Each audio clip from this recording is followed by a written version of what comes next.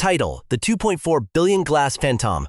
How China Prestige Mega Tower Went Dark. Effects: Drum tense, urgent, beat introduce heavy synth padcore at night from across the dazzling sweep of the Huangpu River.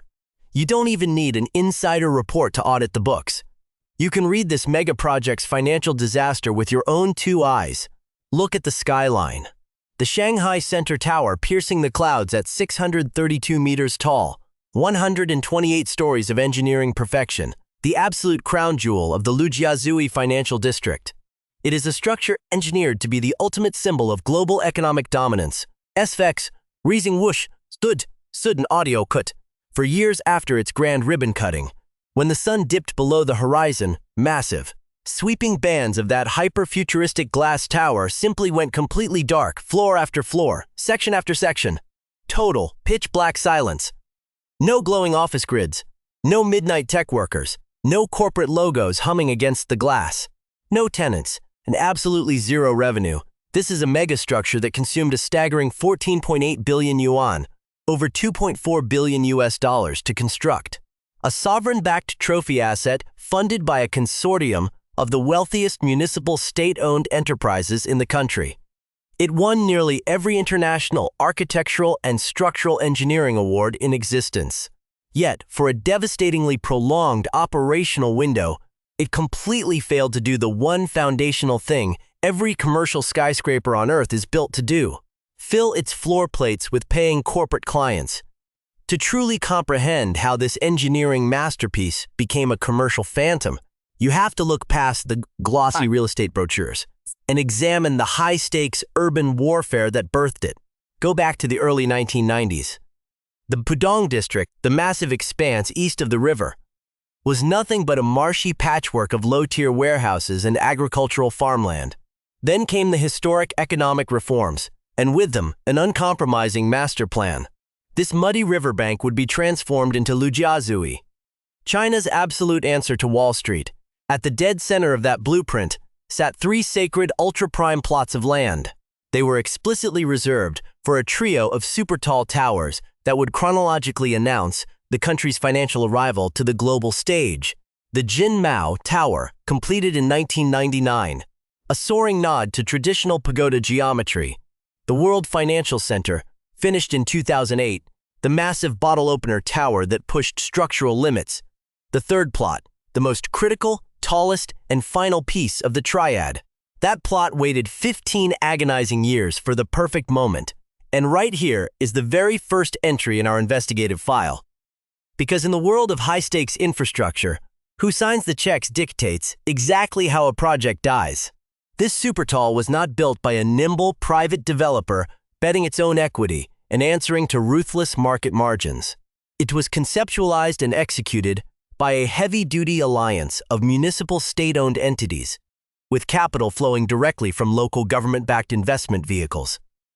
Construction broke ground amidst the global financial chaos of 2008. The structural core topped out in 2015, and the doors opened to the public in 2016. FX. Low foreboding bass drone lock that funding apparatus into your mind. Because when we calculate the sheer volume of capital that evaporated into these dark zones, the ultimate bearer of the loss wasn't a venture capital firm. It was the public ledger. Let's establish a hard fact up front, because this channel deals strictly in forensic, verified realities, not cheap internet shots. As a pure feat of structural engineering, the Shanghai Center Tower is an undeniable masterclass. Designed by global architects alongside chief local designer director Zhang, the tower's profile twists exactly 120 degrees from its base to its crown. That radical twist isn't an aesthetic gimmick. The Yangtze River Delta is a high-risk typhoon corridor. By rotating the building's exterior shell, the design effectively sheds brutal wind loads by 24%. That single engineering choice slashed the required structural steel reinforcement by thousands of tons, saving the development consortium an estimated tens of millions of dollars in raw material costs. Furthermore, the tower was engineered with a state-of-the-art, double-skin glass curtain wall. It features an outer glass facade completely wrapped around an independent inner structure, creating massive vertical atrium buffer zones that insulate the skyscraper exactly like a giant thermos. Wind turbines integrated near the structural summit generate supplemental power. Massive subterranean cisterns capture and recycle rainwater. At its opening, its custom-built heavy traction elevators blasted upward at record-shattering speeds, and its observation deck at 562 meters set a world record. It achieved the coveted LEED Platinum Green certification. On paper, every single box was checked. It was the tallest in the nation, the greenest in its class, and a record breaker across the entire spec sheet. So here is the multi-billion-dollar paradox this file must solve. If the engineering was world-class, how did the commercial business model fail this catastrophically? SFX urgent, SFX ticking clock. Drop your theories in the comments right now before we lay out the raw occupancy numbers. Because I want to see how many of you can spot the institutional blind spot from a mile away. It is absolutely not the structural flaw most people assume. The building officially launched in 2016. Now, let's look at exactly what the municipal corporate record shows happened next. By mid-2010, a full 12 months into active operation, official market reports indicated that only roughly 60% of the premium office space had even managed to secure signed leases. But here is the real kicker. Of those corporate tenants who had actually signed on the dotted line, only about 1/3 had physically moved their employees into the building. Let that sink in. A year into its operational life, the second tallest building on the planet had entire vertical zones sitting completely hollow. Leased on paper, a ghost town in reality. The elite international financial conglomerates, the multinational banks, and the Tier 1 global firms that effortlessly flood skyscrapers in central business districts completely shied away. The roster of tenants who did move in was overwhelmingly dominated by domestic, state-aligned entities. The financial fallout was swift and devastating. While rental revenue trickled in like a leaky faucet, the building's massive fixed operating costs were running at full throttle. You cannot selectively heat, cool, ventilate, secure, or structurally maintain only half of a 600-meter hyper tower. The climate control systems for the massive atriums must run continuously. The high-speed elevator banks must stay powered. According to financial filings, the mounting operational pressures and slow cash generation pushed the project's corporate entity deeper into debt, piling onto the astronomical $2.4 billion baseline construction cost. What kept the world's most lucrative tenants locked out of China's premier architectural monument? Our investigation of the file reveals 3 distinct structural failures, and every single one left a clear, undeniable paper trail. The first catastrophic failure was purely bureaucratic, and it is the exact type of institutional gridlock that glossy architectural design magazines completely ignore. For a prolonged, excruciating period following its grand opening, the tower severely struggled to secure its definitive, unrestricted fire safety and occupancy certifications from the local municipal fire rescue and housing bureaus. High-ranking safety inspectors raised unprecedented concerns directly tied to the building's extreme verticality and its unique double skin. Design. Evacuating a 128-story vertical city during a catastrophic event is an incredibly complex engineering problem. Because of the unique double facade, smoke containment, and emergency egress routing presented terrifying structural variables. As inspectors cross-examined the safety profiles, the official approval process dragged on month after month, year after year. Now, look at this through the eyes of a real estate director for a Fortune 500 multinational corporation. Before your company signs a multi-million-dollar, decade-long lease on a premium corporate headquarters, your chief legal counsel asks one foundational question: does this structure possess full, unconditional local fire safety and permanent occupancy certification? And for years, the compliance team's honest answer was, not yet. No elite corporate general counsel on earth is going to greenlight a move-in under those legally exposed conditions. But here is what makes this specific entry in our investigative file so utterly damning. The Development Consortium and the Municipal Fire Safety Authorities ultimately report to overlapping branches of the exact same regional administrative government.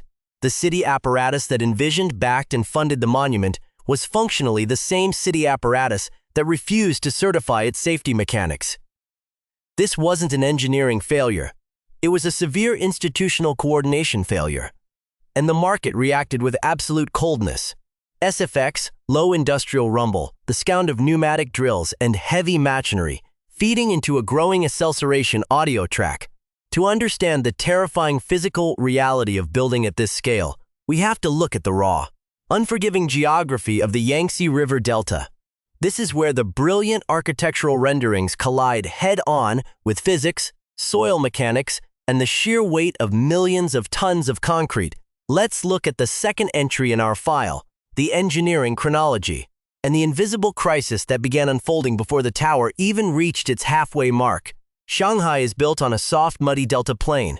The subsoil isn't rock. It is a deep, saturated sponge of clay, sand, and silt. When you decide to plant 3 of the heaviest structures on Earth within meters of each other on this kind of ground, you are engaging in a high-stakes war against soil settlement. SFX. Thud. Synth. To anchor a 632-meter skyscraper into this marsh, engineers had to drive a staggering 980 foundation piles deep into the earth. Some of these steel-reinforced friction piles had to penetrate more than 86 meters into the ground just to find stable friction layers. On top of those piles, workers poured a massive, solid concrete foundation mat, a raft of engineered strength. This single pour required 61,000 cubic meters of concrete, mixed and cast continuously over a grueling 63-hour period. It was one of the largest continuous concrete foundation pours in the history of civil engineering in East Asia. But as the main structural core began to rise, absorbing thousands of tons of heavy structural steel and thick concrete walls every single month, the sheer mass began to exert unbelievable pressure on the delta subsoil. Go back to the timestamp of early 2012. The tower's main concrete core was climbing past the 200-meter mark, aggressively altering the local gravity load of the Lujiazui Peninsula. Suddenly, images began leaking onto regional microblogging networks that sent shockwave files through the local construction industry. Long, jagged, terrifying cracks had opened up in the ground right around the base of the construction site. One massive fissure stretched across the asphalt of the adjacent ring roads, measuring several meters in length. Independent structural engineers and surveyors rushed to the scene with precision laser levels. The diagnosis? Differential settlement. Effects. Metallic ping, warping resonance effect. The immense weight of the rising Shanghai Center Tower was compressing the deep clay layers faster than the surrounding terrain. Ground inspections and monitoring data revealed that the soil around the site had settled by several millimeters. While a few millimeters of settlement is completely normal for a massive project, differential settlement, where one side of a megastructure settles faster or deeper than the other, or where the immediate surrounding infrastructure sinks relative to the neighborhood, is a structural engineer's worst nightmare. If the foundation tilts by even a fraction of a degree at the base, that deviation amplifies into meters of unstable sway at 600 meters in the air. The Municipal Construction Commission and the China Academy of Building Research immediately deployed teams to monitor the structural foundation 24 hours a day. They verified that the core foundation piles were holding firm in the deeper strata, and the surface cracking was declared a localized settlement of the upper soft soil layers caused by heavy groundwater displacement and construction weight. The cracks were hastily patched with industrial epoxy and reinforced asphalt. The public was assured everything was stable, but the physical anxiety never truly left the site, and it set the stage for the second commercial failure built directly into the geometry of the tower's prized glass facade. Let's lay bare the spatial math of the double-skin curtain wall, because this is where award-winning architecture completely sabotaged corporate real estate logic. The design team, led by brilliant local minds and international partners, wrapped an outer, twisting glass skin around a completely separate, traditional cylindrical inner building.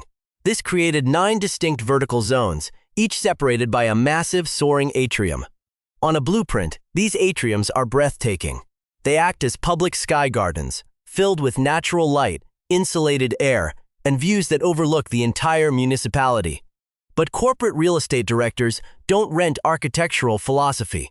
They rent usable floor area. When corporate tenants began conducting independent spatial inspections of the completed floors, they ran into a devastating economic wall. The sweeping, dramatic curves of the outer glass facade, combined with the structural pillars required to support the twisting outer shell, created an immense amount of dead space. On dozens of intermediate levels, the efficiency rate of the floor plates, the ratio of actual, usable office space where you can place desks and conference tables to the total rentable area you have to pay for, dropped to near 50%. Think about that brutal geometric reality. A multinational company looking to lease a floor would be billed for 4,000 square meters of premium lujiazui real estate.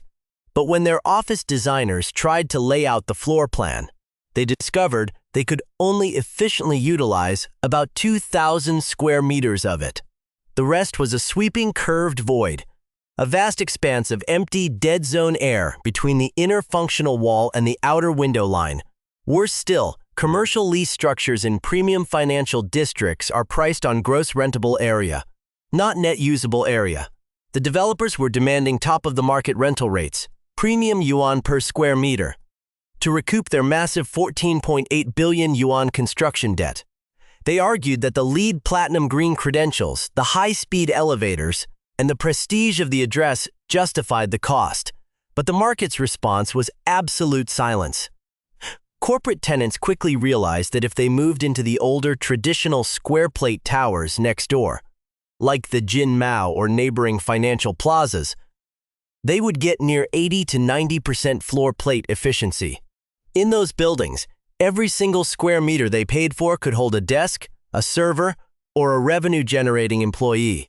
At the Shanghai Center Tower, they were effectively being asked to pay millions of dollars a year in rent just to maintain an empty, curved architectural monument. The very design feature that won the tower its Global Engineering Awards, the brilliant twist that saved millions in Typhoon steel, was the exact spatial design flaw that was quietly strangling the building's leasing spreadsheet to death. As the operating costs ran at full scale, requiring massive energy to air condition the vast empty sky gardens, the building's financial deficit continued to widen, turning the tallest tower in the country into a beautiful twisting, multi-billion-dollar financial vacuum, low, plunging synth ascent. The track drops into a fast-paced, systemic writhe. To understand how a megaproject of this scale survives such a devastating financial freeze, you have to realize that this tower is not an isolated anomaly. It is part of a broader, systemic architectural phenomenon across the country's urban landscapes. Let's open the third entry in our file and look at the parallel structural failures that define the modern construction boom. Across every Tier 1 and Tier 2 municipality, the race for vertical supremacy has left behind a trail of empty glass, stalled construction cranes, and monuments built far ahead of actual market demand. SFX. Whoosh. Transition scound. Look at the massive Golden Finance 117 tower in Tianjin. It was designed to reach an incredible 597 meters into the sky, wrapped in premium glass with a diamond-shaped crown, envisioned as the centerpiece of a high-end luxury business district. Millions of tons of concrete were poured, and billions of yuan were committed. Yet today, it stands as the tallest unoccupied, unfinished structure on Earth, a glittering concrete ghost overlooking an empty plaza because the financing structures collapsed before commercial viability could be proven. Look further south to the city of Wuhan, where the original design for the Wuhan Greenland Center was scaled back from a record-breaking 636 meters down to 475 meters mid-construction. Why? Because airspace regulations and mounting economic pressures forced engineers to chop off the building's summit, reshaping the entire structural crown late in the game while the local markets scrambled to absorb millions of square meters of empty office inventory. Even in the southern tech hub of Shenzhen, the Ping'an Finance Center, a stunning 599-meter monument, had to drop its plans for a massive 60-meter structural antenna spire at the last minute due to flight path restrictions. While navigating a deeply saturated commercial leasing market, the underlying pattern across all these mega projects is identical: structural decisions are made based on civic prestige, while the cold, hard laws of commercial real estate are treated as an afterthought. FX, drone continues, tense undertone. When the International Monetary Fund and regional financial analysts evaluated this aggressive construction cycle, they pointed out a profound structural reality. In a standard market economy, a private developer operating on private loans faces an immediate market test. If a private real estate group builds a $2.4 billion tower, leases out less than a third of it a year after completion, and racks up over $1 billion in debt, the company faces immediate bankruptcy. The banks foreclose, the asset is liquidated, and construction stops. But the Shanghai Center Tower operated under an entirely different economic physics. Because the development consortium was backed directly by municipal state-owned enterprises and state-aligned banks, the project was completely insulated from the threat of liquidation. It could absorb massive, multi-million-dollar operational deficits month after month because it was never truly subject to the market test in the first place. The entity behind it was effectively playing with an infinite financial runway. This brings us to the core structural truth of the file. The project was a monument first, and a commercial business second, and nothing symbolizes this prestige-first philosophy better than what happened at the absolute summit of the tower, the crown of the skyscraper. The upper floors, from levels 84 all the way up to 120, were always reserved for the ultimate luxury statement, the J Hotel. Operated by Jinjiang International, a massive municipal state-owned hospitality group, this development was engineered to break every hospitality record on Earth. It was billed to the public as the highest luxury hotel in the world, featuring an ultra-premium restaurant on the 120th floor that would allow elite diners to eat dinner while floating literally above the clouds. But when the office floors below went dark, the summit of the tower went completely dark with them. SFX. Sweeping whoosh. High synth. For 5 excruciating years after the tower's structural completion, the highest hotel on Earth simply could not open its doors.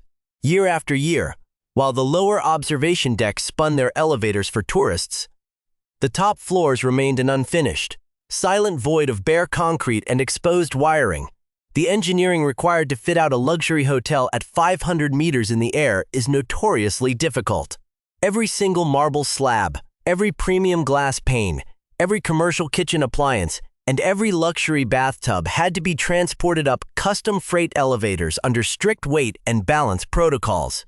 If the wind speeds near the crown exceeded safety thresholds, the delivery of construction materials to the upper zones was completely paralyzed. Then came the final blow. The global pandemic struck, locking down the municipality, freezing supply chains, and delaying the interior fit-out by an additional 2 years. The ultimate crown of the building sat as a dark, silent phantom on the skyline, serving as a nightly visual reminder of a multi-billion-dollar asset frozen in time. When the J Hotel finally welcomed its very first paying guests in June of 2021, 5 full years behind its original schedule, it arrived with rooms priced at astronomical rates and a restaurant billed as an engineering marvel. But the 5-year delay had already burned a massive hole through the project's long-term financial calculations.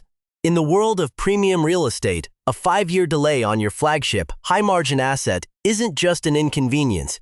It is a financial catastrophe that permanently shifts the timeline of when, or if, the project will ever break even. SFX, industrial alarm metronome starts, a low, repetitive flooding horn sound that creates an immediate sense of urban panic. To truly understand how this multi-billion yuan financial crisis transformed into a physical, localized nightmare for the people inside, you have to leave the corporate boardrooms and look at what happened on the morning of June 4th, 2020. Up until this point, the public narrative surrounding the Shanghai Center Tower was focused entirely on empty office spaces, bureaucratic certification gridlock, and the silent, unlit windows of the upper floors. But on that specific morning, the engineering masterpiece suffered a catastrophic internal systems failure that shattered any remaining illusion of structural perfection. Let's open the 4th entry in our file, the human cost, the frantic evacuations. and the sudden, terrifying failure of the tower's internal life support mechanics .fx, sound of rushing water mixed with metallic reverberation. Imagine you are a senior financial analyst, like Mr. Lee, who worked for one of the domestic asset management firms that actually leased space on the 50th floor. For months, your team had navigated the eerie, echoing corridors of a half-empty skyscraper. You tolerated the endless security checks and the lack of neighboring businesses because the view from your desk was unmatched. But on that morning, a sudden, high-pressure explosion of sound echoed through the utility shafts deep within the mechanical heart of the tower. Between the 50th and 60th floors, a vital high-pressure water pipe connecting the building's complex climate control and fire suppression systems completely ruptured. In a standard commercial high-rise, a burst pipe is a minor maintenance issue. But in a super-tall skyscraper measuring 632 meters, water isn't just sitting in a pipe. It is under immense, terrifying hydraulic pressure. The weight of the water columns extending down dozens of vertical zones creates a cascading kinetic force. When the structural joint failed, the water didn't just leak. It exploded outward with the force of an industrial fire hose. Within minutes, hundreds of thousands of liters of treated water began cascading out of the service core and pouring directly onto the main office floor plates. Because of the building's unique, twisting architectural geometry and its interlocking vertical zones, the water didn't stay contained to a single sector. It found every structural gap, every electrical conduit, and every utility pathway, carving a destructive path straight down the interior of the tower. SFX rising sirens. Distant office workers looked up from their computer screens to see water literally pouring through the acoustic ceiling tiles like a torrential summer downpour.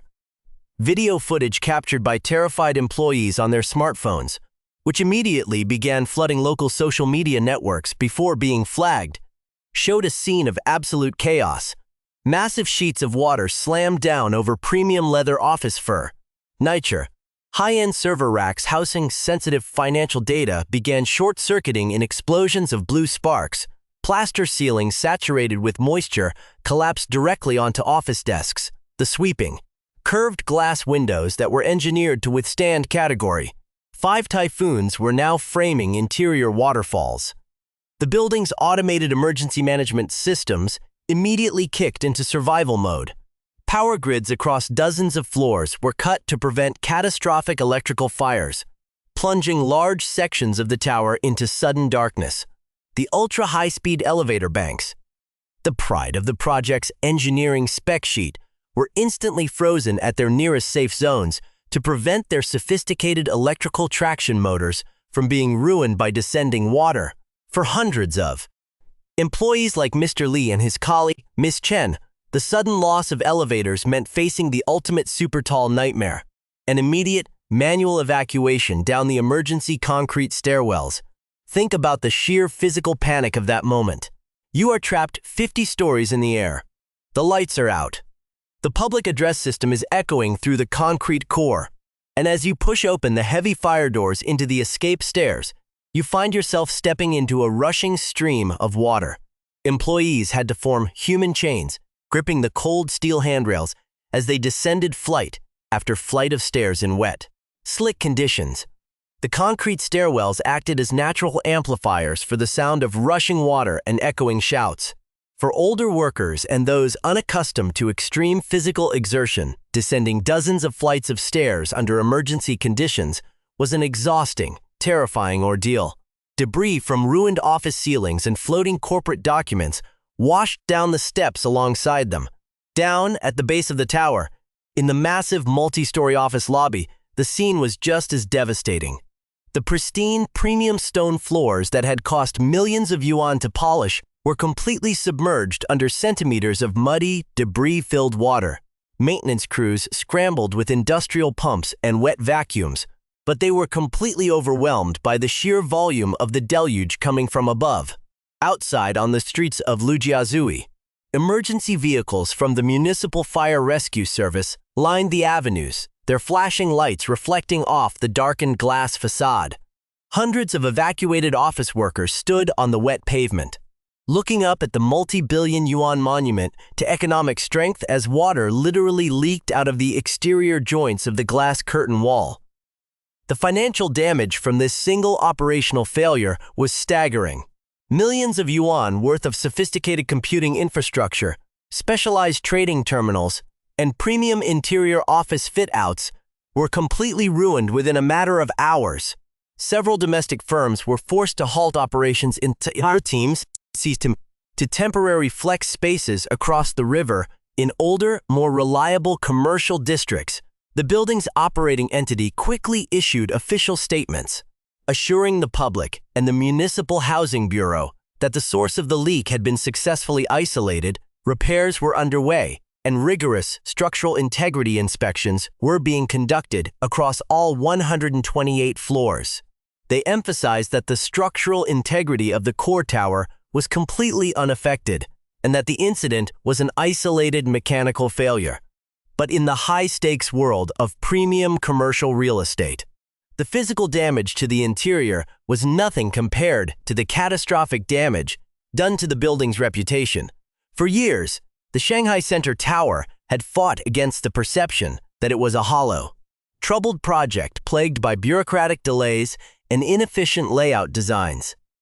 The images of water tearing through its multi-billion-dollar interior, destroying the offices of the few high-paying tenants it had managed to secure, circulated endlessly through corporate real estate networks. If you are a director of a major domestic bank or a regional general counsel, you look at those images and ask a fundamental risk management question. Why would you pay premium, top-of-the-market rental rates to place your critical digital infrastructure and your executive teams inside a tower that could completely short-circuit due to a faulty mechanical joint? The leak didn't just ruin office equipment. It completely washed away the building's primary marketing narrative. It proved that a building can win every architectural award on Earth. It can feature the most advanced green credentials, and it can stand as a stunning achievement of civil engineering.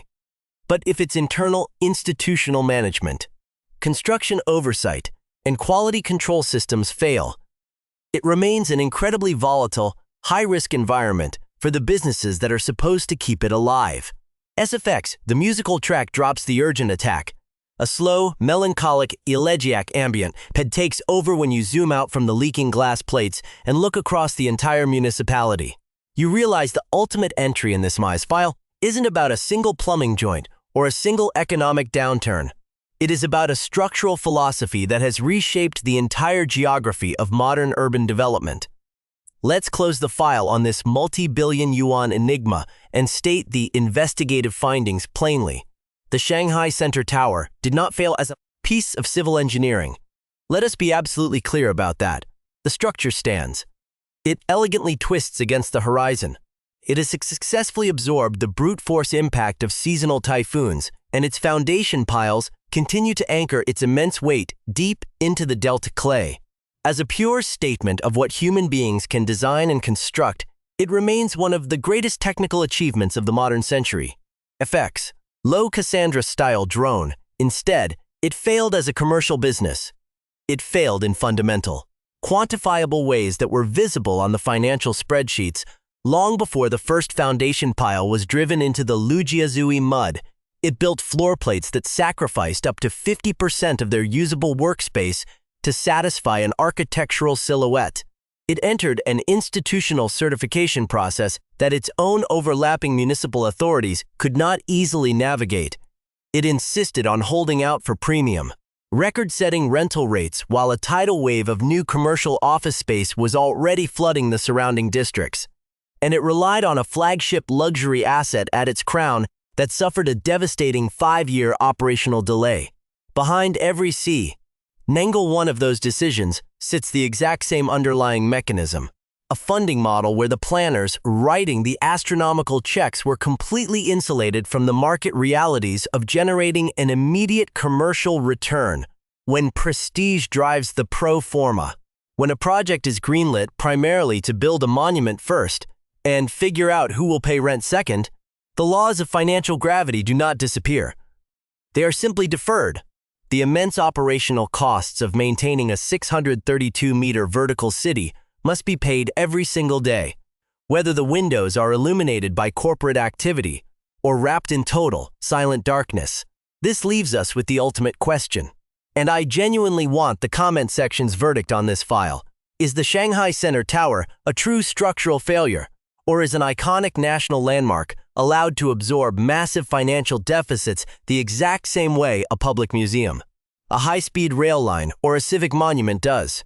Was this tower ever truly meant to operate as a standard commercial office building, or was it always a sovereign statement of economic presence, disguised as a piece of real estate? Make your case in the comments below, because your insights and arguments directly shape which investigative WAD file we crack open next on this channel.